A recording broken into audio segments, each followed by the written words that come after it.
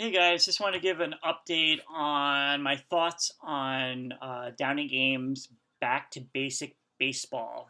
I really enjoy that game. I purchased this a couple weeks ago and have been playing a lot of games. I just love how the game plays so quick, so it doesn't really take that much time. So basically, in the previous video I gave, you could get this Downey Games. Just go to their website. You could buy the PDF, which I did, or you can have it shipped to you. So I got the PDF and I made this kind of like this notebook with the rules here. So just have it here, just make it like nice and neat, I guess. So the way this game is set up, you don't need dice. There's no charts. The way this game works, it's run by these like fast action cards, and these are the ones I printed out. So when if you buy the game, they're gonna probably look a little bit different. This is how they're a little bit small, but this is like everything is found on these. All the results are found on this card. So let me tell you my thoughts on the game. Now, what drew me to the game was the fact that you could get every season. I think they have every baseball season up to like 2014. I'm not sure why they don't have the newer seasons. I don't know if that's something they're going to add, but it only goes up to I think 2014 or 2013, and that's okay with me because I prefer more of the older seasons. Anything from the 80s is perfectly fine with me. And the other thing is there's no individual player cards, like with Strat. I don't know if when we're in this hobby, we're so used to having a stack of the player cards and going through it when we're playing. This doesn't have that. What you get is like these Excel or PDFs of like team sheets depending on what season you're looking at. So, for example, so you get something like this. This is like the 1982 Texas Rangers. You get their records. So the first page is the pitchers, and then you get the batters on the second page. So every player that played with that team during that season will be listed on here. And then you have their ratings and some of their stats. So that's kind of different. Again, for me, I'm playing Stratomatic, Replay Baseball, Inside Pitch, History Maker Baseball. I'm so used to having the cards that I was kind of like, am I going to be able to get used to this game? Now, if you're creative, and you have the time. I know some people have made their own cards. Sportsman Z has done that with index cards, which is cool. So you have that feeling of flipping the cards. So you have that time, you could do that. For me, I just write the stats on everything, the ratings on the score sheet. So the basic of this game, players are rated from like A through F. A being the best on different stats. So you have their and so are the pitchers. Pitchers are rated.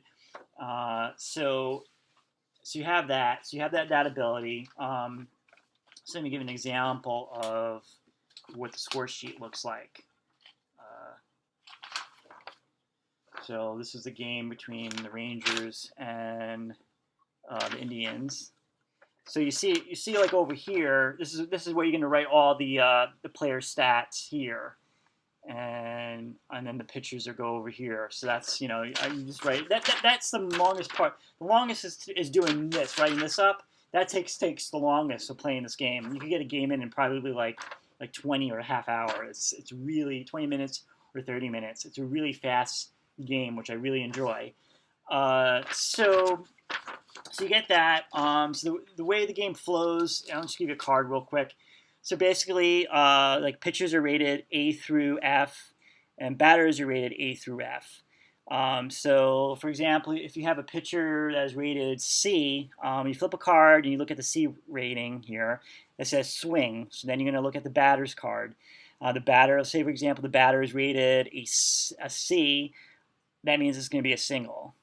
So you have different things. Sometimes you're going to have range checks. Sometimes you're going to have error checks and everything. It explains everything in the rules, and you just have to check the card, everything.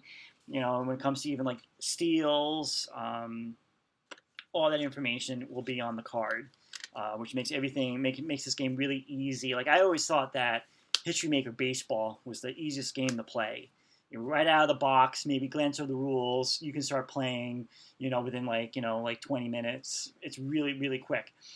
This game I think is pretty much the easiest. Like if you're just starting out, getting into like these games, I mean, like I highly recommend playing Back to Basics baseball. It plays quick, and that's what I like. Because sometimes you don't have the time to play a full baseball game. Sometimes certain baseball games might take like an hour to play. This one is really really simple. Now what you're thinking. Is it accurate compared to doing like a season? I haven't done it. I'm not doing a replay season. I haven't done a full season yet, so I'm not sure comparing the stats. But what I'm doing, my project that I'm doing, and I know it's kind of weird, but I'm doing a 1982 Lee Mazzilli replay. You're like, what? Why? I don't know. He was like one of my favorite players. Like I did a 1981 replay with the New York Mets, and I was always intrigued by him, learning about him and stuff. So like even like so he became in the last like year or so he's become one of my favorite players. And so I decided to do like to test this game out. I was going to do like the 1982 Lee Mazzilli replay, meaning I'm only going to be playing whatever game he's played whatever game he played in 1982. And I was always intrigued by him. Like he was like such a mega star for the Mets from like 77 to like 81. He was like their big guy star. And like, he was like such a great hitter and like, a great starter. He was actually in the 1979 All-Star game. So, but I was also interested in how like he kind of like fell, like, like his like he like his stats went kind of like down like after like in 81, even though that was like the strike year, like his stats went down. And he kind of lost his position in the outfield, so the Mets had to trade him. And if you remember, he was part of that big trade where that brought like Ron Darling to the Mets. So like he went to Texas. So he played like I think like 58 in '82. He played like 58 games with the Texas Rangers, and then in mid-season he was traded to the Yankees. So he finished out the season with the Yankees. So basically, I'm not playing like I think he only played like 96 games in 1982. So it's not like a full like 162 games. So and I don't know, it's something to do. So I'm doing a 1982 Lee Mazzilli replay. So I got the stats from BaseballReference.com. So over here I have the games he's played, what he did, like during that game, and then this is like in pencil is kind of like what he did in my replay. So again, like I think 82 was pretty much his last year as kind of like a starter, because then he would go on to like I think 83 he was traded to Pittsburgh, but I don't think he was like a main starter. I think he was like a pinch hitter, and that for the rest of his career. So like in '82, I think there were still high hopes of him being like one of those starters. So like he was kind of like the main like in the first couple of games of the 1982 Texas Rangers season. He was their starting left fielder. So he did, and then I think he just got injured because I see like he goes up to. I mean, he's kind of like the starter. He's pretty much playing like every game up to May 19th.